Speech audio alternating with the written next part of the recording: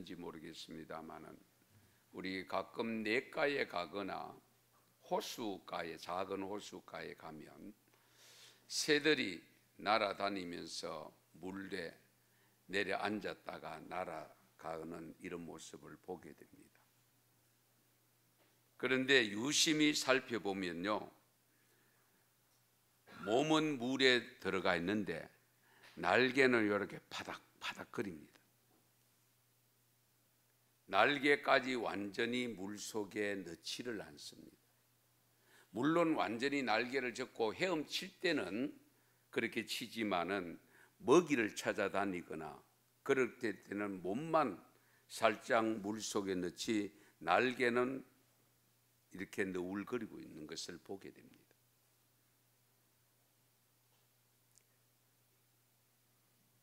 우리가 세상을 살아가면서 우리의 몸은 비록 세상에 잠겨 있지만 우리의 영혼과 우리의 믿음과 사랑의 날개는 세상에 잠기지 않도록 삼가 조심해야 됩니다. 날개에 물이 완전히 다 묻어버리면 날고 싶어도 못 날 수 있습니다. 만일 우리의 영혼의 날개가 세상에 잠기게 되면, 즉 우리가 믿지 않는 사람들과 다름없는 똑같은 생활 습성을 가지고 이 세상에 잠기게 되면 우리가 믿지 않는 사람들 스스로 썩어져 버린 소금이 오히려 자신의 주위에 있는 것들보다도 보다 더 신속히 광범위하게 썩게 만드는 촉진제 역할을 할 가능성이 있습니다.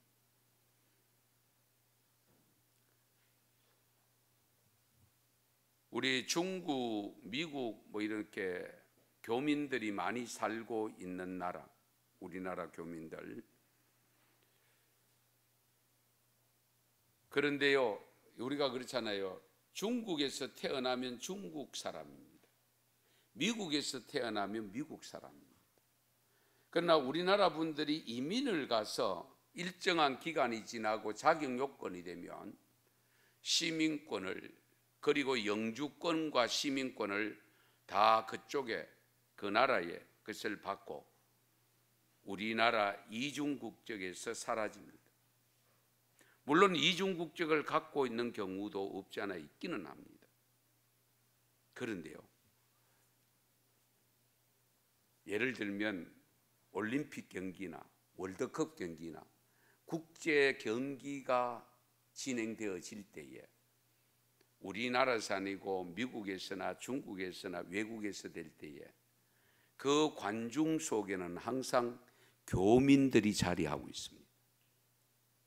그러면 그냥 일시적으로 가서 살고 있는 사람만 아니고 그 나라의 영주권과 시민권 받은 사람들도 와가 있고, 특히 중국 같은 경우는 우리 조선족들이 많잖아요. 그 조선족들이 전부 와서 자기가 중국 국민을 있는데 중국을 응원해야 되는데 한국을, 대한민국을 응원하고 있는 이런 경우들을 얼마든지 볼 수가 있습니다. 왜 그럴까요? 그 속에 대한민국의 피가 흐르고 있기 때문에. 어쨌든 그 속에 아버지가 대한민국 사람이고 어머니가 대한민국 사람이다. 그 대한민국의 부모의 피가 아직도 흐르고 있기 때문에 자신이 지금 그 나라의 시민권이 갖고 시민이 되어 있고 국민이 되어 있음에도 불구하고 아직도 여전히 대한민국을 응원한다는 사실. 그래서 가끔 우리가 그런 표현을 하지요. 대한민국의 피가 그들에게 흐르고 있다. 피는 못 속인다. 이런 표현을 씁니다. 그렇다면 우리 그리스도인들의 경우는 어떠냐? 어떠해야 되느냐? 하나님을 믿는 그리스도인이라고 해서 천상의 세계 구름 위에 사는 게 아니고 우린 지금 세상 속에 살고 있잖아요. 지옥 가는 사람들과 더불어 같이 살고 있습니다. 하나님을 모르는 사람들과 같이 살고 있습니다.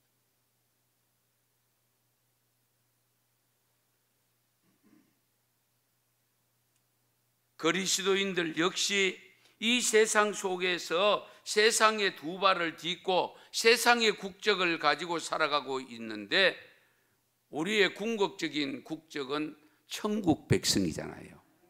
하나님의 자녀잖아요. 그런데 하나님을 믿지 않는 사람들과 그리스도인들 사이에 적어도 외적으로 보면은 아무런 차이가 없잖아요. 가톨릭 신부들은 옷이 달라서 저도 조금 구별된 것을 입었습니다만은, 이런 옷을 입고 나가면 신부냐고 묻습니다. 예. 신부들은 로만 칼라를 하고 있습니다. 그걸 로만 칼라라고 하는데요. 예. 그러니까 전부 양복 입고 넥타이 매고 뭐 똑같은 옷을 입고 똑같은 헤어스타일에다가 똑같은 집에서 살고 있기 때문에 분별이 안 됩니다.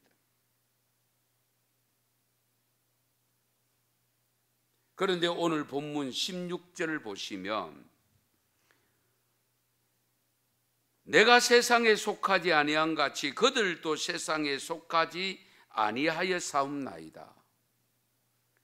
지금 예수님께서 하신 말씀입니다. 예수님께 지금 하나님께서 기도하는 내용이거든요. 17장 이 전체가. 그러니까 예수님, 내가 세상에 속하지 않은 같이, 지금 세상 속에 계시잖아요. 세상 속에 와 있지만은 세상에 속하지 않았다. 그들도, 여기 그들은 제자들을 말합니다. 오늘날은 우리들을 말합니다. 그들도 세상에 속하지 아니하여 싸움나이다. 우리가 세상 속에 살지만 세상에 속하지 않았다. 믿습니까? 안 믿습니까?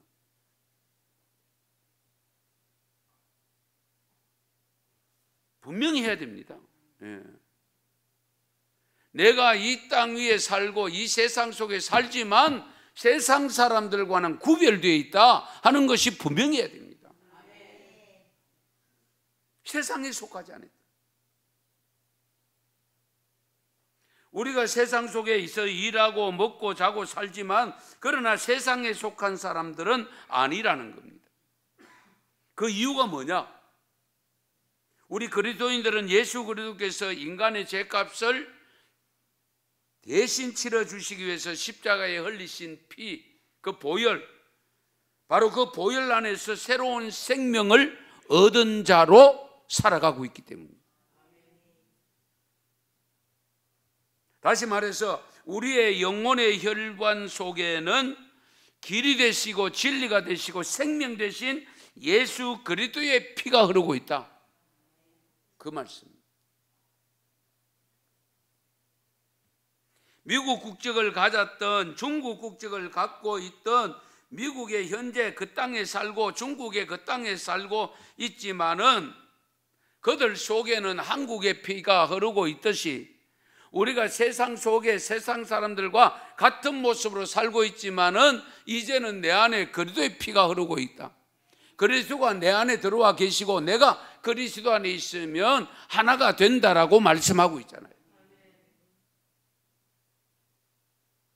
그러므로 우리가 그리스도의 보혈 속에 거하고 있는 그리스도인들이 세상의 국적을 갖고 있지만 우리가 이전 국적자로서 우리가 천국 하나님 나라의 국적을 갖고 있습니다. 이 신앙관이 분명히 해야 됩니다, 여러분. 흐지부지하면 안 됩니다. 그렇다면 우리는 분명히 생각하는 것이나 행동이 다를 수밖에 없지요. 가치관이 다를 수밖에 없습니다. 인생의 목적이 다를 수밖에 없습니다. 그래서 우리는 행동과 매사에 처신을 잘 하셔야 됩니다. 그냥 아무렇게나 살면 안 됩니다. 세상에 속해서나 세상에 속한 사람이 아니고 하나님 나라에 속한 성도들이기 때문에 하나님 나라에 속한 사람들처럼 하나님의 자녀들처럼 살아야 됩니다. 어느 날 임종을 눈앞에 둔 한 사람, 나이도 안 많은 사람인데, 젊은 사람인데요, 사람을 시켜서 한 목사님을 좀 제발 좀 제게 만날 수 있도록 해달라고 요청을 했습니다. 그래서 그 사람이 물어 이 환자가 요청하는 목사님을 찾아가서 초청했습니다. 그리고 어떤 사람이 그렇게 위급한 사람이 찾는다고 하니까 목사도 안 갈 수는 없고 그래 갔습니다. 갔을 때에 이 환자가 이제 임종을 얼마 앞두고 있지 않는 그런 환자가 대뜸 그 목사님이 다가왔을 때에 묻는 말이 뭐냐면, 몇 년 전 설교를 마친 후에 집에 가실 때에 한 청년과 같이 간 것을 기억합니까? 그 목사님이 고개를 가우뚱하면서 기억이 잘 안 나. 글쎄요, 기억이 잘 안 나는데요. 어느 날이었던가요? 이러저러한 마음에서 이런저런 성경 구절을 가지고 설교하신 후에 어떤 젊은이와 함께 집으로 돌아가던 일이 생각나지 않으세요? 다시 묻습니다. 그때서야 목사님이 아련히 기억이 났습니다. 아, 이제 생각이 납니다. 그날 밤 당신과 함께 집으로 돌아갔던 젊은이가 바로 접니다. 저는 그날 밤에 당신의 설교를 지금도 생생하게 기억하고 있습니다. 너무나 은혜스러운 것을 결코 잊을 수가 없었습니다.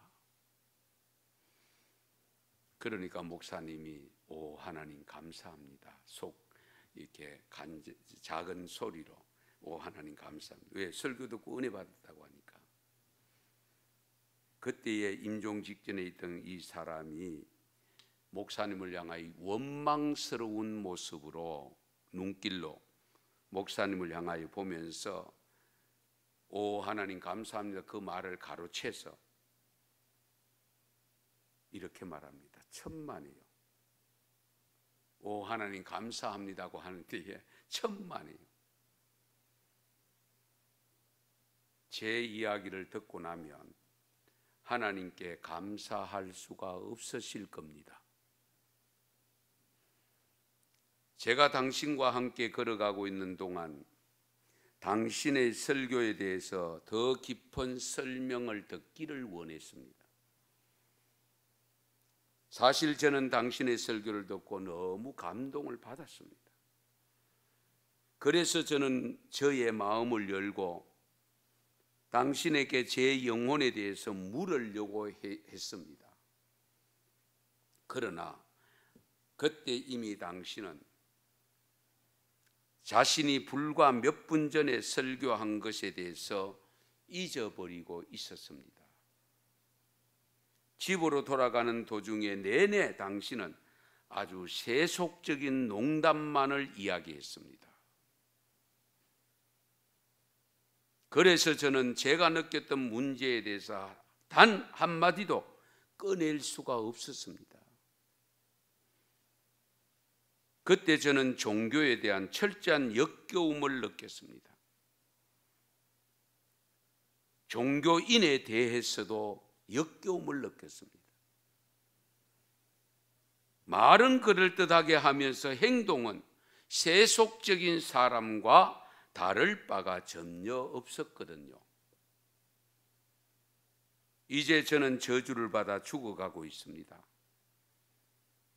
당신은 저의 죄에 대해서 책임을 뒤집어 써야 할 것입니다. 얼마나 무서운 말입니까? 섬뜩하지 않습니까?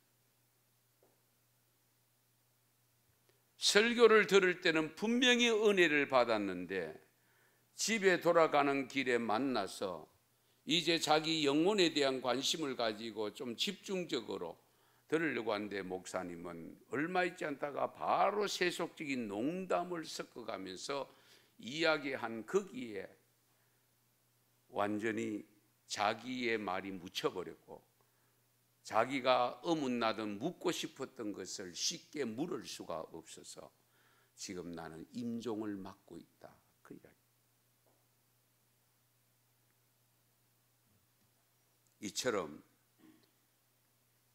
목사를 비롯해서 모든 그리스도인들이 세속에 물들게 되면 자신뿐 아니라 주위에 있는 사람들까지도 영원한 형벌에 처하게 만들 수 있다는 것을 항상 염두에 두셔야 됩니다. 그래서 주님께서 하신 말씀, 실족게 아니할 수는 없으나 실족게 하는 자에게는 반드시 화가 있으리라. 우리가 깊이 생각하셔야 됩니다. 신앙을 너무 호락호락하게 쉽게 생각하는 경향이 있는데요, 믿음으로 구원받는다고 하니까 그냥 믿으면 믿고 있다는 것만으로 여러분이 다 하고 있다고 착각하면 안 됩니다.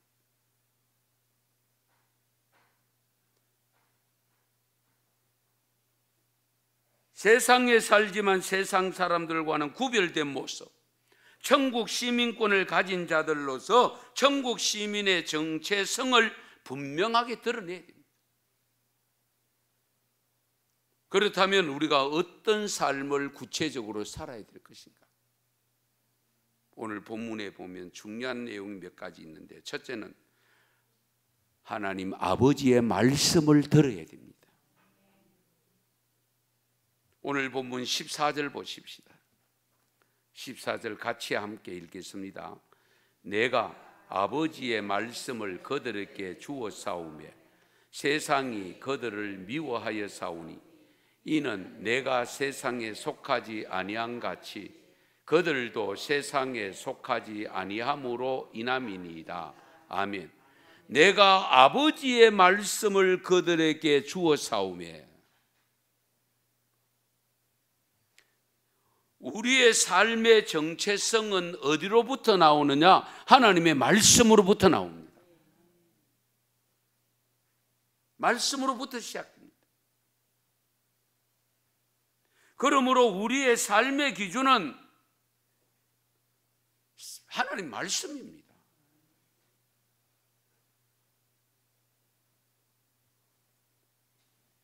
이 말씀에 의해서 우리가 창조되었잖아요.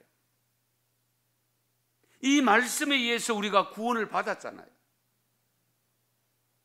그 말씀에 순종하는 삶이 천국 시민입니다. 말씀을 통해서 그리스도가 하나님 아버지로부터 오셨음을 알고 믿게 되는 거잖아요. 말씀을 통해서 깨닫게 되어지고 말씀을 통해서 변하고 말씀을 근거로 살아갈 때에 우리의 정체성이 세상에 살지만은 어때요? 하늘나라의 시민권을 가진 자로 살기 때문에 세상 사람들이 우리를 미워한다고 했습니다. 우리를 싫어한다고 했습니다.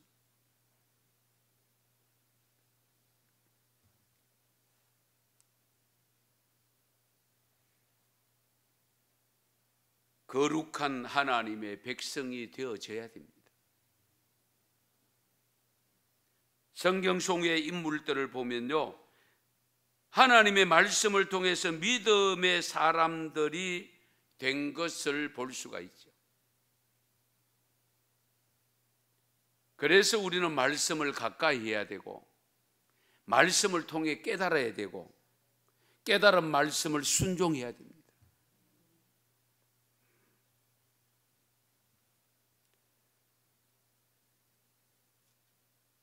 오늘 본문 14절 잘 보십시오. 아버지의 말씀을 받은 제자들, 즉 성도들은 세상이 미워한다고 분명히 일러줍니다. 그 이유가 뭐냐? 예수님이 세상에 속하지 않은 같이 하나님의 말씀을 받은 자들도, 제자들도, 즉 저와 여러분들도 세상에 속하지 아니하였기 때문에 미움을 받는다고 했습니다. 왜? 자기들과 똑같지 않기 때문에.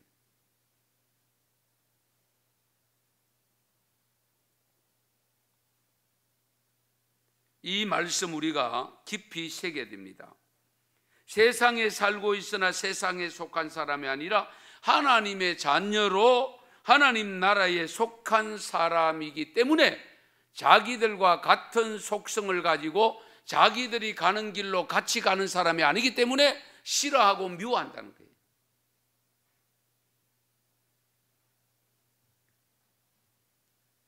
그래서 저와 여러분은요, 세상 사람들로부터 미움을 받을수록 감사해야 되고요, 미워하더라도 그들과 똑같은 모습으로 가면 안 됩니다.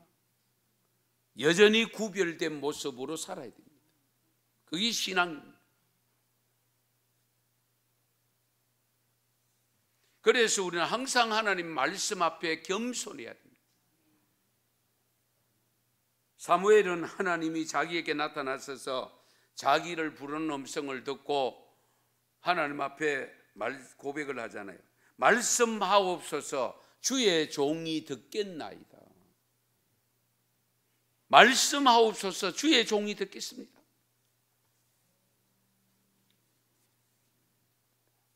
아무쪼록 항상 하나님의 말씀을 들으시고 들은 말씀 귀담아 들으시되 삶 속에서 그 말씀이 드러나는 삶을 살아서 세상 사람들로부터 싫어함을 당하거나 미움을 받을 때에 감사하는 마음으로 승리할 수 있기 바랍니다.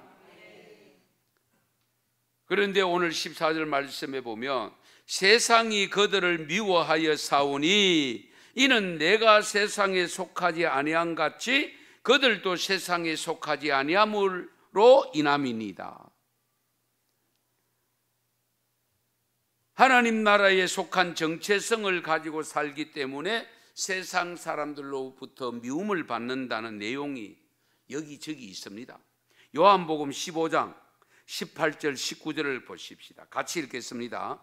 세상이 너희를 미워하며 너희보다 먼저 나를 미워한 줄을 알라. 너희가 세상에 속하였으며 세상이 자기의 것을 사랑할 것이냐. 너희는 세상에 속한 자가 아니요 도리어 내가 너희를 세상에서 택하였기 때문에 세상이 너희를 미워하느니라. 아멘. 이해가 안 되는 거 없지요? 세상이 너희를 미워하면 너희보다 먼저 나를 미워하는 것이다. 나를 미워하기 때문에 나를 사랑하는 사람들이 너희들을 미워한다. 왜? 너희는 세상에 속한 자가 아니기 때문에. 잠언 29장 27절에도 이런 말씀인데 같이 읽습니다. 불의한 자는 의인에게 미움을 받고 바르게 행하는 자는 악인에게 미움을 받느니라. 아멘. 이래도 미움받고 저래도 미움받네요. 그러나 불의한 자가 되어져서 미움받는 것은 바람직하지 않죠. 바르게 행하는데 악인들로부터 미움을 받는, 내가 말씀대로 바르게 살으니까 세상 사람들로부터 미움받는 건 당연하죠. 그걸 겁내거나 두려워하면 안 됩니다.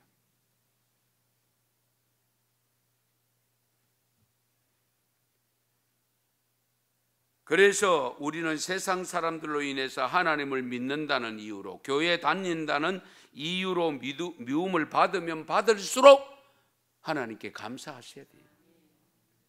왜? 내가 구별되었다는 증거가 되잖아요.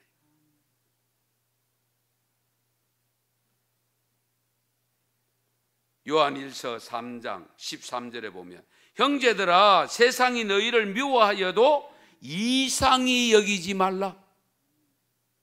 세상 사람들이 너희들을 미워한다고 해서 이상하게 여기지 마라. 당연하다는 겁니다. 당연하다. 미움받는 것이 당연하다.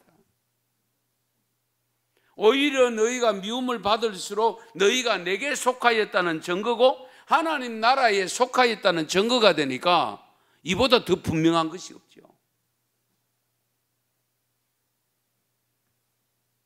사실 세상이 우리를 미워하는 것은 먼저 예수님을 미워하기 때문이라고 했고요, 사실 어른들 사이가 안 좋으면요 그 집 자녀들까지 미워하잖아요. 괜히 꼴 보기 싫다. 그러니까 예수님을 자체를 싫어하니까 예수 믿는 사람을, 예수님을 추종하는 사람을 좋아할 리가 없죠.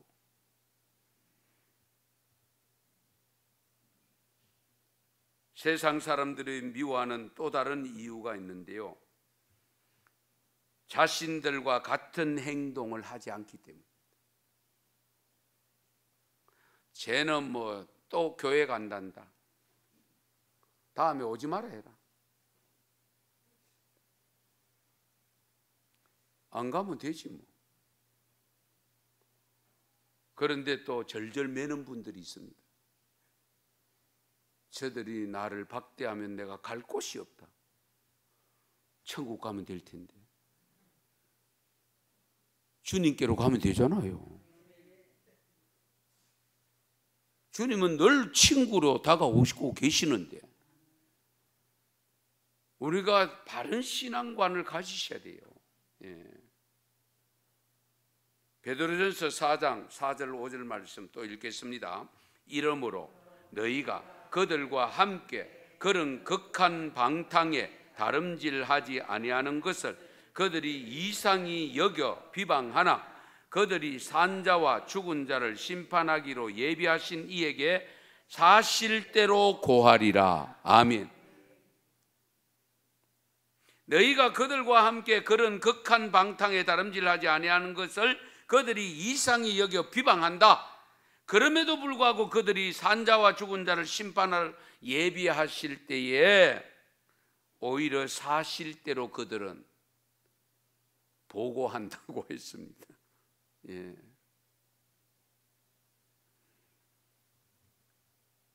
그렇기 때문에 우리는 세상으로 미움을 받는다 할지라도 악에 빠지면 안 됩니다. 죄 짓는 악의 자리에 빠지면 안 됩니다. 오늘 본문 15절을 보시면 예수님이 기도할 때 내가 비옵는 것은 그들을 세상에서 데려가시기를 위함이 아니요 다만 악에 빠지지 않게 보존하시기를 위함이니이다. 아멘. 세상 사람들이 미워한다고 내가 곧바로 그들을 데리고 가는 게 아니라는 거예요. 다만 내가 하나님 앞에 기도하는 것은 이들이 세상 속에 살면서도 미움을 받고 어려움을 당하고 그렇다 할지라도 악에 빠지지 않기를 원합니다 하고 기도하고 계십니다. 예. 같이 그들이 싫어한다고 자기들이 하는 일에 동조해서 자기들과 같이 가는 것은 바람직하지 않다. 그들과 같이 가는 건 바람직하지 않다. 그래서 여러분 그런 말 들었지. 저는 어릴 때 그런 말 들었는데 자루 벌린 사람이나 거기에 떠는 사람이나 죄는 동일하다. 우리는 내가 직접 그것을 가지고 가지 않았다고 해가지고 자루 그냥 벌리는 거 도와줬다고 해서 죄가 아니라고 착각하지 말라는 겁니다. 여하튼 옛날 우리 어른들이 지혜로워요. 예. 자루 벌린 사람이나 뜨는 사람이나 매일반이다. 예. 그래서 우리 예수님께서 가르쳐 주신 기도 속에 여러분 기억하시죠? 다만 악에서 구하옵소서. 그 기도를 드리라고 그 주님 가르친 기도 속에 들어있잖아요. 다만 악에서 구하옵소서. 우리가 세상에 살면서 가장 힘든 부분이 바로 이 부분이잖아요. 이것이 제대로 안 되면 하나님의 영광을 가리게 되어지고 하나님을 욕되게 하는 거잖아요. 우리 자신들도 손가락질 받게 됩니다. 요즘 우리 사회를 보면 신자들이나 교회 지도자들, 교계 지도자들이 잘못해서 매스컴을 타는 경우도 있잖아요. 그러다 보니까 세상 속에 알려져서 세상 사람들이 신뢰를 하지 않기 때문에 전도를 해도 전도가 안 됩니다.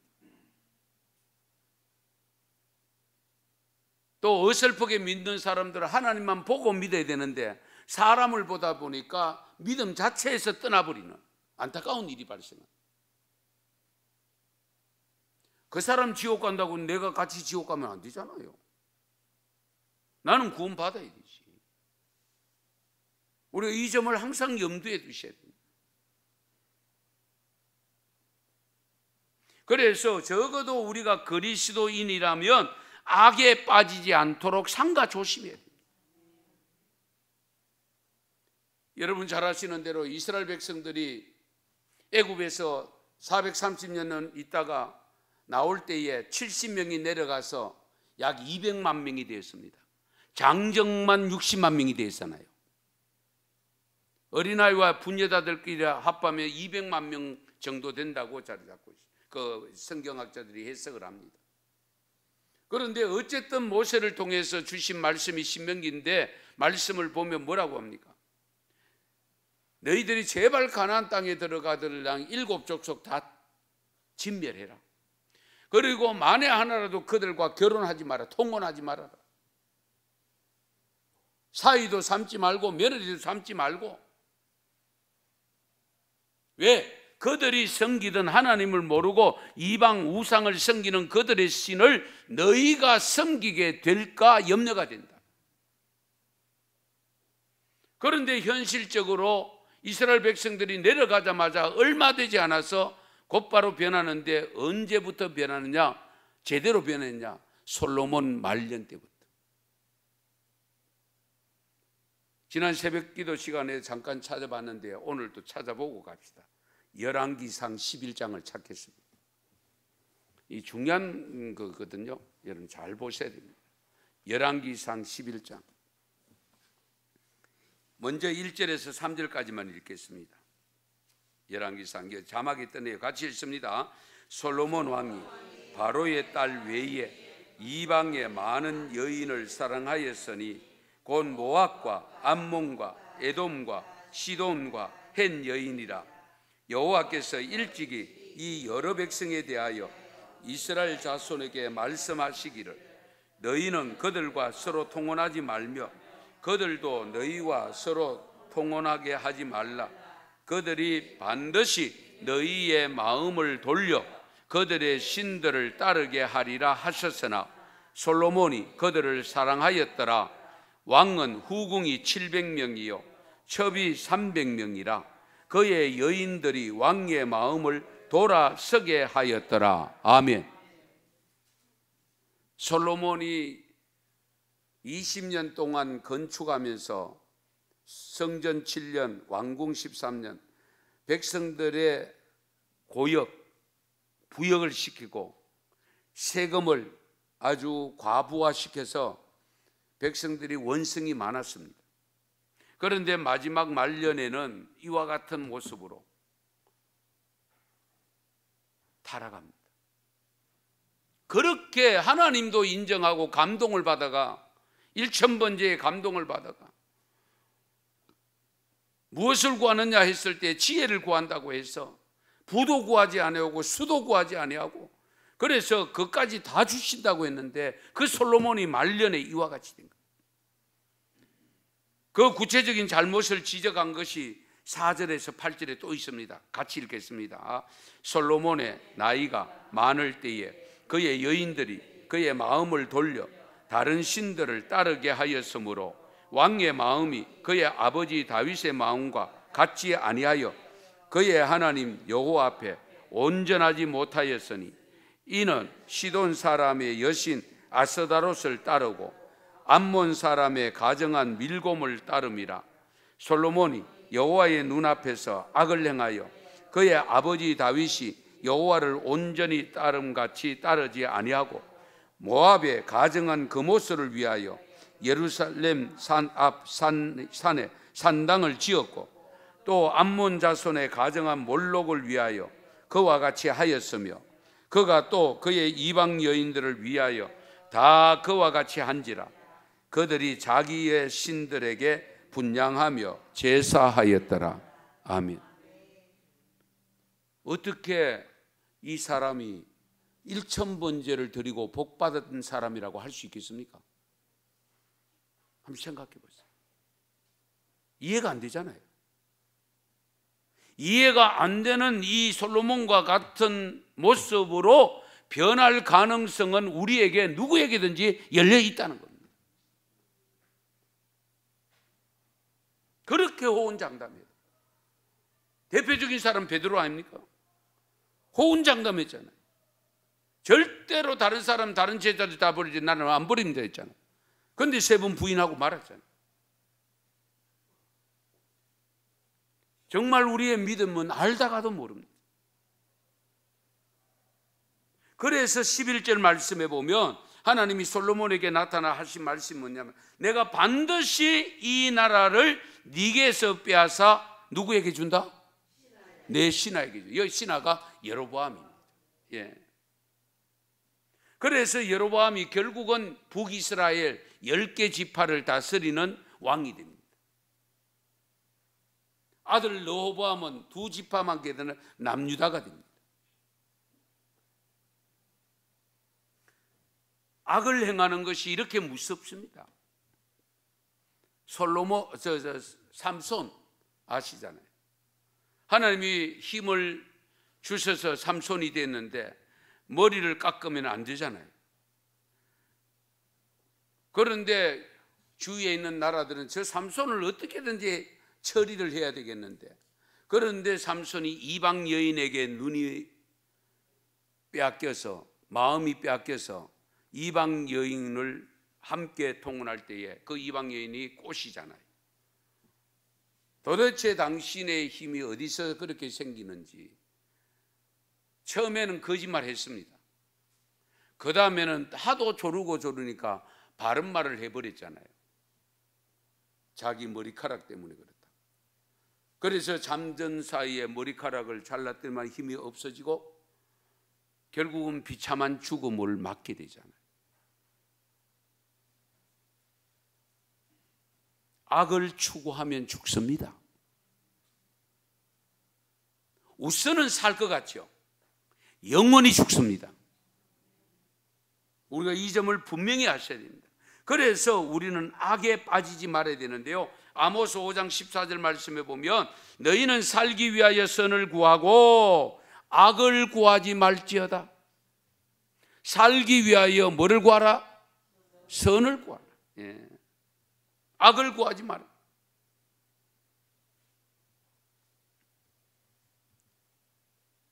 빌립보서 4장 8절 같이 읽겠습니다. 같이 읽습니다. 끝으로 형제들아, 무엇이든지 참되며 무엇이든지 경건하며 무엇이든지 옳으며 무엇이든지 정결하며 무엇이든지 사랑받을 만하며 무엇이든지 칭찬받을 만하며 무슨 덕이 있든지 무슨 기림이 있든지 이것들을 생각하라. 아멘. 뭐 모르는 단어 없잖아요. 모든 일에 참되라. 경건해라. 옳게 해라. 그리고 정결하게 하고 사랑받을 만한 일을 해라. 그리고 칭찬받을 만한 일을 해라.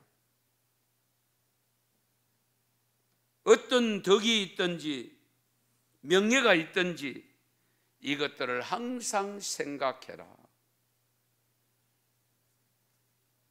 우리가 이렇게 살지 않고는요, 세상에 있는 사람들을 내가 속한 천국으로 인도하기 어렵습니다.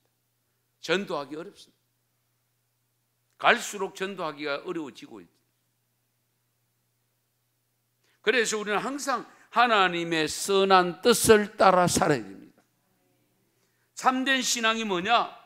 움직이는 세상 속에서 움직이지 않는 진리의 중심을 갖고 추구하는 것 삶이 되어야 됩니다. 그것은 바로 우리 자신의 정체성의 인식, 나의 정체성을 분명히 하셔야 됩니다. 나는 그리스도인이다. 나는 예수 그리스도의 제자다. 나는 전능하신 하나님의 자녀다. 천국 시민이다. 이 정체성이 분명해야 됩니다. 이게 혼란이 되면 안 됩니다. 왔다 갔다 하면 안 됩니다.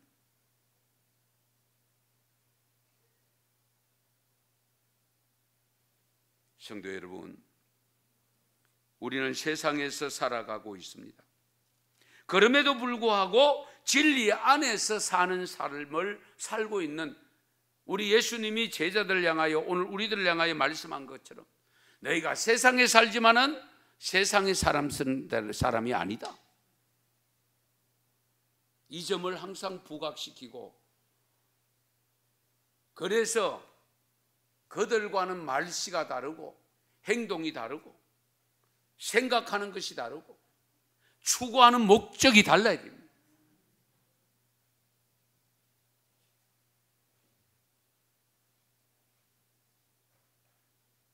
아무쪼록 여러분 꼭 자부심을 가지시기 바랍니다.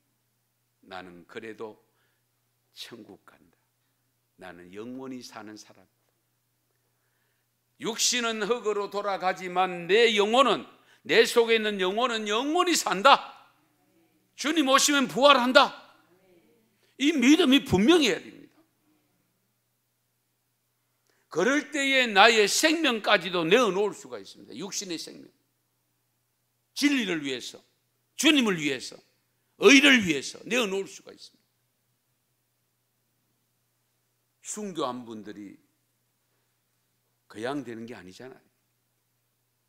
그 확고한 신앙관이 있기 때문에 가능하잖아요.